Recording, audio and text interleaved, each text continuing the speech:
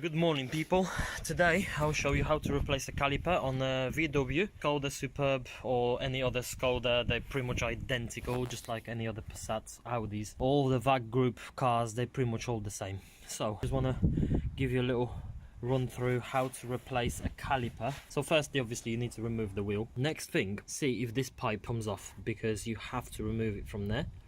There is a little metal clip, so that metal clip comes out, and that has to come off as well. I'm guessing it's 11 mil. Once you've got this off, you can remove the caliper. That will be it, really. You will leak some fluid, so just make sure you've got rag, but then don't forget you have to top it up and bleed the system, which I'll show you later. So now we can try to lever this metal clip out.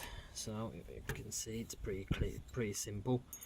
So now we can try to gently undo this pipe. This is a very important pipe because the new caliper doesn't come with it, so you have to sort of use the old one, or you can replace them by buying new ones off eBay or Amazon, whatever, up front before doing the job. Sometimes they basically are seizing onto the nut, and when you're trying to undo the nut, you're actually twisting the pipe. The pipe breaks right at the end, and if you've got the ability of making a new pipe, then sound, but if you don't, obviously you need to get a new one. So let's get a spanner, let's try cracking them off. Right, so I got my 11 mil spanner. Let's see what happens.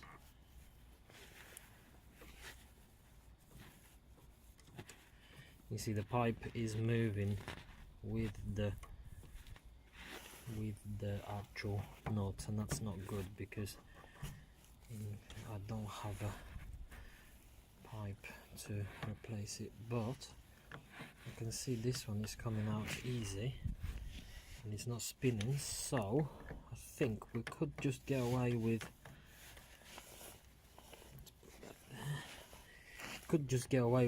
undoing the bottom, and I think we can feed the pipe up, hopefully. We'll see in a second.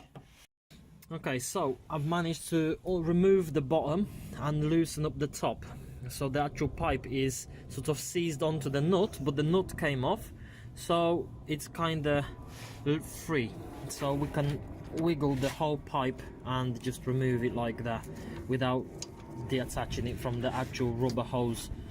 To be fair, that's maybe even better, because if these pipes break, then you just got trouble. There you go. So just hook this up for a second at the top there, and you may leak brake fluid, but it may not when it's a little bit higher.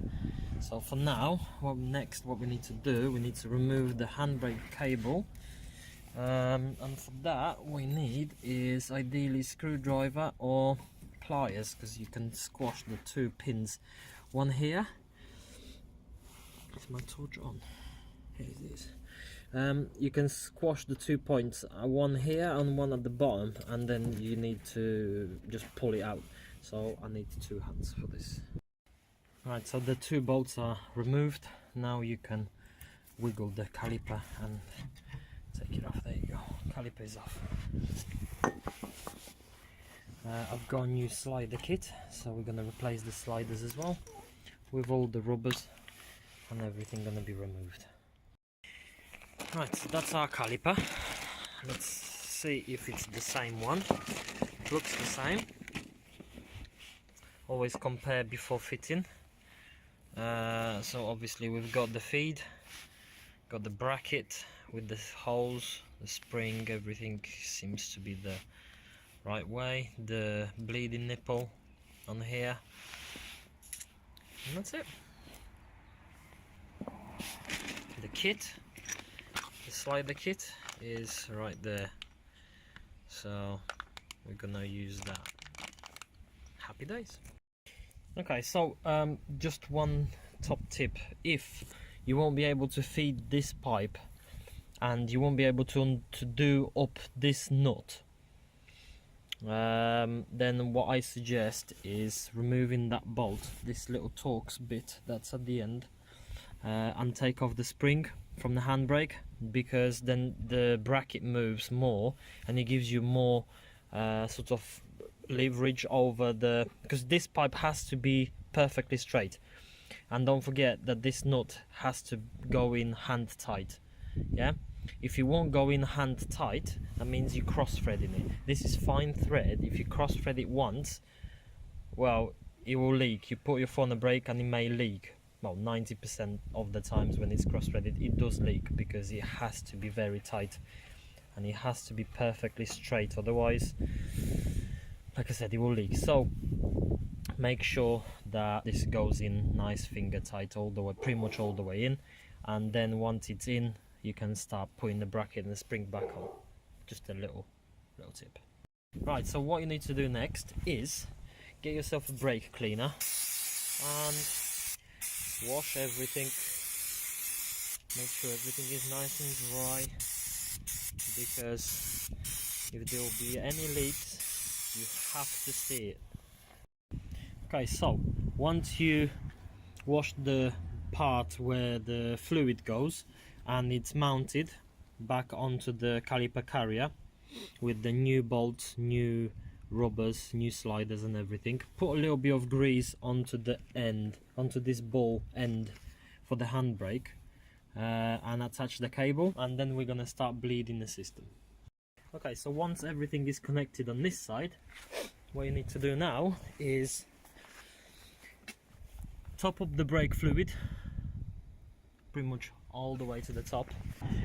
We're gonna be attaching this pipe, not this one, the thicker one, onto the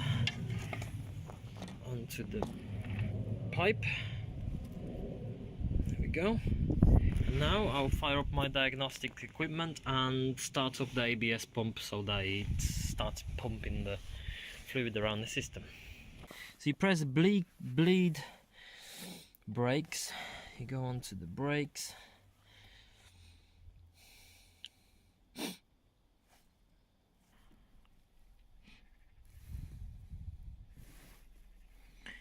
basic settings. The ABS pump should start pumping.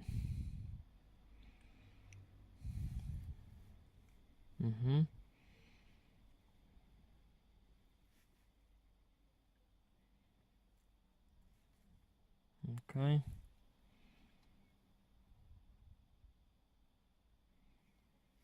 Maybe the yeah.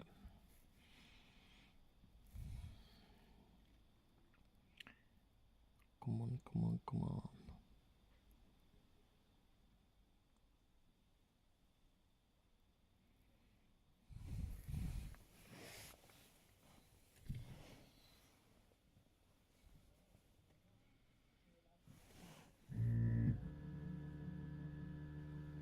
There you go.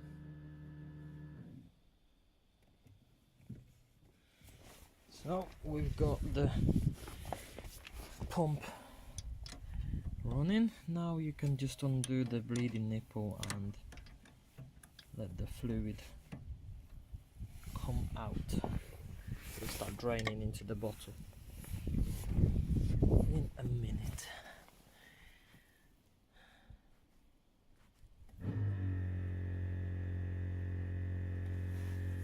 There you go.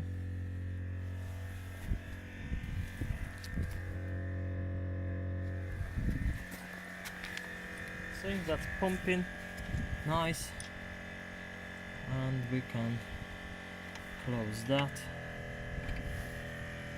and now the system is being pumped.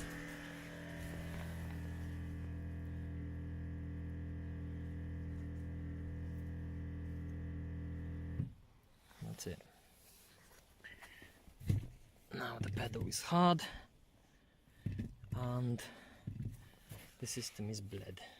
Press escape, and what we can do here, you can see that we don't have any leaks because everything is under pressure. Can't see any leaks, that's just dirt. No leaks anywhere underneath, no leaks around here, that's all nice. The brake fluid obviously is in there, the excess, the caliper is solid, well, it still moves, but the caliper, I mean the piston moved out. That means it has enough fluid, so we can gently take off the pipe, and that's it. System is bled really quickly. Let's have a look how much fluid we still have.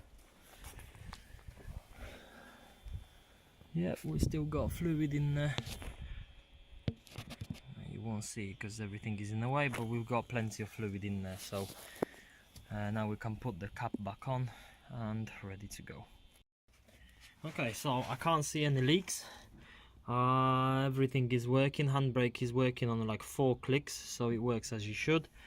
So now just final wash off, so there is no grease, no leaks anywhere, especially from the bleeding nipple.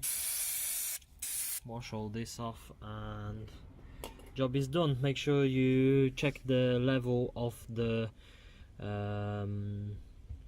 brake fluid. Make sure it's at the right level. Put the cap back on and ready to go. Thank you for watching. See you next time.